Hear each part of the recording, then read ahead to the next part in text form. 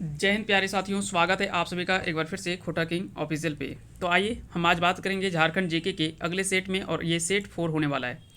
इसमें से कुछ महत्वपूर्ण प्रश्नों को आज हम लोग कवर करेंगे, और ये हम बात करें रहे हैं प्रमुख व्यक्तित्व को लेकर के। आज जो भी टॉपिक होगा वो आपका आज से जो स्टार्ट हो रहा है वो प्रमुख व्यक्तित्व को लेकर के हो रहा है। जो भी झारखंड के प्रमुख व्यक्तित्व हैं उनसे संबंधित सारे प्रश्न आपको देखने को मिलेगा।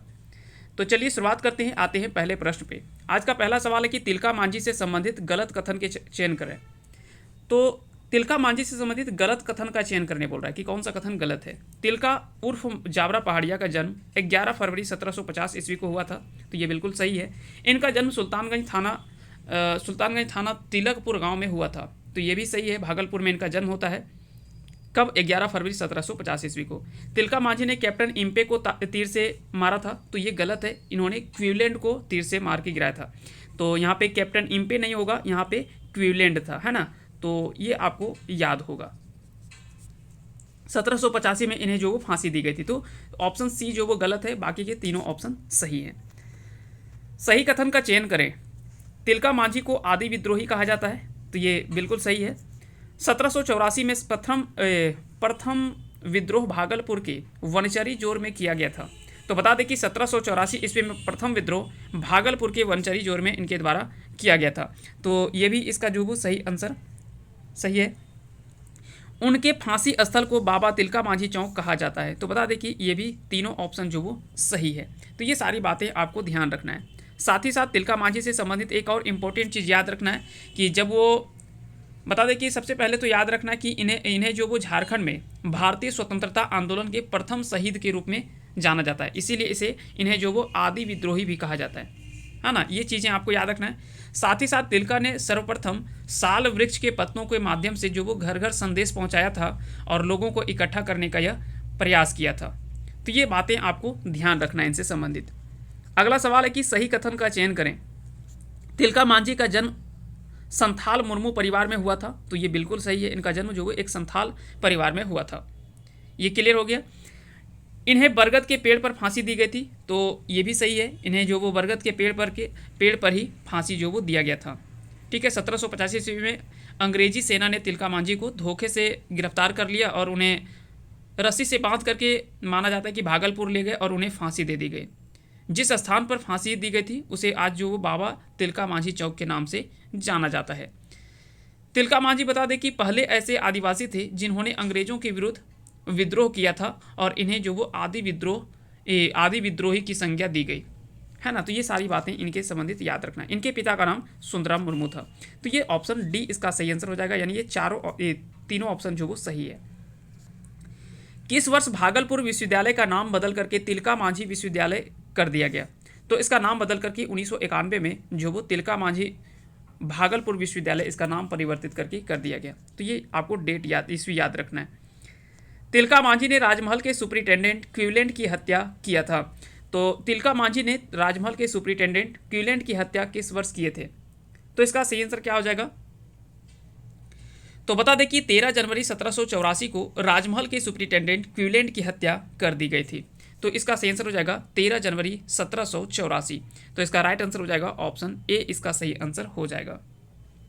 बता दें कि जब सुपरिटेंडेंट क्विवलेंट की हत्या कर दी जाती है, इस घटना के पश्चात जो वो आयरकुट इसका नेतृत्व करने वाली अंग्रेजी सेना की अगला जो कमान जो संभालने का काम करता है वो आयरकुट के द्वारा किया जाता है। और इसने जो वो अंग्रेजी सेना के साथ में तिलका मांझी पर आक्रमण कर दिया, परंतु तिलका मांझी यहाँ से चालाकी से अपने इस आक्रमण से बच निकले और सुल्तानगंज के एक पर्वतीय अंचल में अपने जो वो शरण लिया था इन्होंने। बाद में 1785 ईस्वी में जो वो अंग्रेजी सेना ने तिलका मांझी को धोखे से गिरफ्तार कर लिया था। तो ये सारी कहानी आपने तो पहले से पढ़ा होगा। चलिए आगे बढ़ते हैं, आते हैं अगले सवाल पे। रघुनाथ महतो का जन्म कब हुआ था?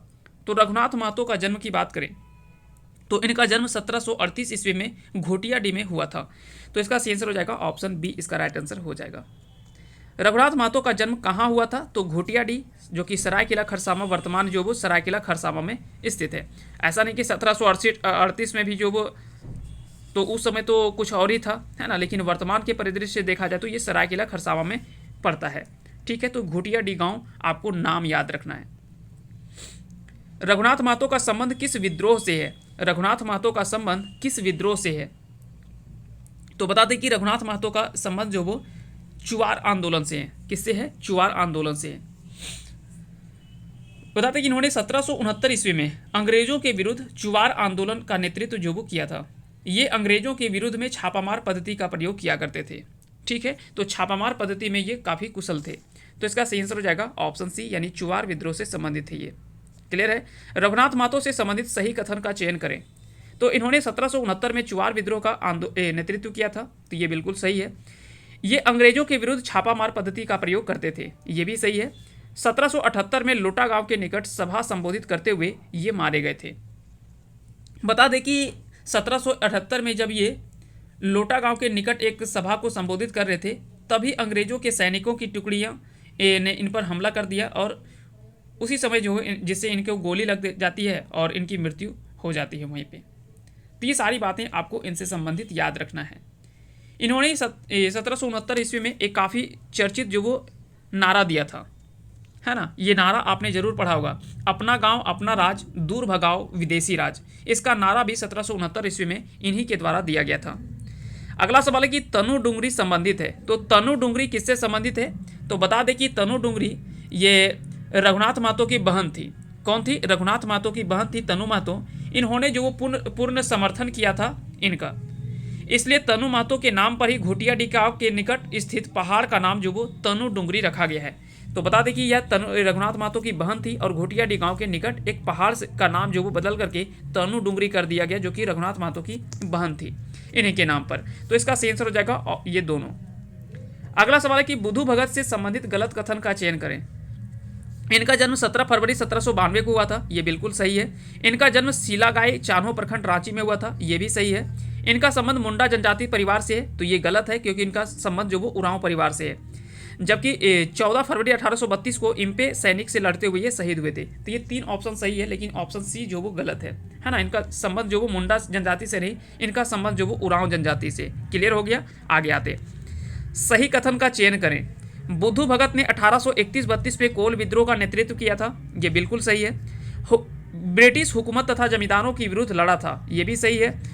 खुटकट्टीदार तथा भूमिहर व्यवस्था तथा कर न देने के विरुद्ध में कोल, या तो फिर इसे लड़का विद्रोह के नाम से भी जाना जाता है, उसका इन्होंने जो वो नेतृत्व किया था। तो इसका सही आंसर हो जाएगा ऑप्शन डी, इसका राइट आंसर हो जाएगा। चलिए आगे बढ़ते हैं, आते हैं अगले सवाल पे। बुधु भगत को गिरफ्तार करने के लिए कितने रुपये का इनाम रखा गया था? तो बता दें कि उस समय जो वो इनाम जो वो 1000 रुपया इनको गिरफ्तार करने के लिए रखा गया था। श्रेष्ठ संग्रहकर्ता होने के कारण से अंग्रेजों के खिलाफ बुंडू तथा पिठौरिया आदि स्थानों पर विद्रोह का नेतृत्व किसने किया था? तो बता दें कि ये श्रेष्ठ संग्रहकर्ता के रूप में जाने जाते हैं, काफ़ी ज़्यादा चर्चित थे। लोगों को एक जगह संग्रह करने में ये काफ़ी ज़्यादा निपुण थे और काफ़ी ज़्यादा माहिर थे, जिसके कारण से अंग्रेजों के खिलाफ में बुंडू और पिठौरिया आदि स्थानों पर इन्होंने जो वो विद्रोह का जो वो नेतृत्व इन्होंने किया था। ठीक है, तो ये व्यक्ति कौन है? तो बुधु भगत हैं। और ये कौन सा विद्रोह था? तो कोल विद्रोह था, है ना। ये कोल विद्रोह था। क्लियर है? याद रखना है। सीलागाई गांव किस नदी के निकट स्थित है? तो बता दें कि सीलागाई गांव जो है ये कोयल नदी के निकट स्थित है। और सीलागाई है कहाँ पे? तो ये रांची में स्थित है। कहाँ पे स्थित है? रांची में। तो इनसे संबंधित आपको पता चल गया होगा, है ना। तो चीज़ें आपको समझ में आ गया होगा ये कहाँ पे होगा। सो क्लियर हो गया? आगे बढ़ते हैं और आते हैं अगले सवाल पे। अगर बात किया जाए सीलागाई गांव की, है ना, तो सीलागाई गांव के बारे में हमने पहले बता दिया कि यह जो वो रांची जिले के स्थित है, तो इसलिए आपको याद रखना है। संथाल परगना जिले के महेशपुर राज्य की रानी कौन थी? तो इसका नाम था रानी सर्वेश्वरी। तो इसका सही आंसर हो जाएगा ऑप्शन सी, इसका राइट आंसर हो जाएगा।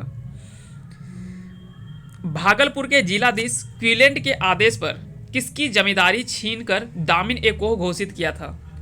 तो भागलपुर के जिलाधीश क्विलेंट के आदेश पर किसकी जमींदारी छीन करके दामिन ए कोह घोषित कर दिया गया था? तो बता दें कि रानी सर्वेश्वरी का जमींदारी छीन करके क्विलेंट के आदेश पर इसकी जमींदारी छीन करके उसे दामिन ए कोह घोषित कर दिया गया था। क्या दामिन ए कोह था? तो बताते कि दामिन ए कोह की बात किया जाए, है ना, अगर हम बात करें कि दामिन ए कोह होता क्या है, तो बता दें कि दामिन ए कोह जो बोला जाता है ना, दामिन ए कोह की अगर बात करें तो इसे कहा जाता है पहाड़ियों का किनारा। इसका शाब्दिक अर्थ होता है दामिन ए कोह का पहाड़ियों का किनारा, है ना। इसका अर्थ होता है पहाड़ियों का किनारा। पहाड़ियों का किनारा। चलिए, तो ये सारी बातें आपको याद रखना है। यह एक पारसी शब्द है। दामिन एकोह की बात किया जाए तो यह एक पारसी शब्द है। दरअसल होता क्या था ना कि पहले इसके बारे में लंबी कहानी है, तो उसमें जाएंगे तो बहुत ज़्यादा लंबा हो जाएगा। चलिए, और बगल में आप तो संगीत का आनंद ले ही रहे होंगे वीडियो के साथ साथ, तो आप सुन सकते हैं। तो थोड़ा डिस्टर्बेंस होता है, ये सारी चीज़ें क्या कीजिएगा, सब कुछ देखना पड़ता है। रानी सर्वेश्वरी किस विद्रोह से जुड़ी हुई थी? रानी सर्वेश्वरी जो है वो पहाड़िया विद्रोह से जुड़ी हुई थी, है ना, पहाड़िया विद्रोह से ये जुड़ी हुई थी। अगला सवाल है कि रानी सर्वेश्वरी को गिरफ्तार कर भागलपुर के कारागार में डाल दिया गया, जहां उनका निधन हो गया। तो उनका निधन कब हुआ था? तो 6 मई 1807 ईस्वी को इनका जो निधन हुआ था। 6 मई 1807 ईस्वी को रानी सर्वेश्वरी का निधन हो गया था। अगला सवाल है तेलंगा खड़िया का जन्म कहाँ हुआ था और कब हुआ था? तो ये आंसर आप कमेंट करके बता दीजिएगा कि तेलंगा खड़िया का जन्म कब हुआ था। आज थोड़ा सवाल कम रखे हैं, आज 20 ही प्रश्न आपको रखे हैं, क्योंकि थोड़ा माहौल शांत नहीं है। तो बाद में हम जो नेक्स्ट किसी वीडियो में हम इसको आगे का प्रश्न जो वो ले लेंगे। तो इसका आंसर आप कमेंट करके मैं बता दीजिएगा कि इसका सही आंसर क्या होगा। तो फिलहाल के लिए इतना ही, मिलते हैं किसी नेक्स्ट टॉपिक पे।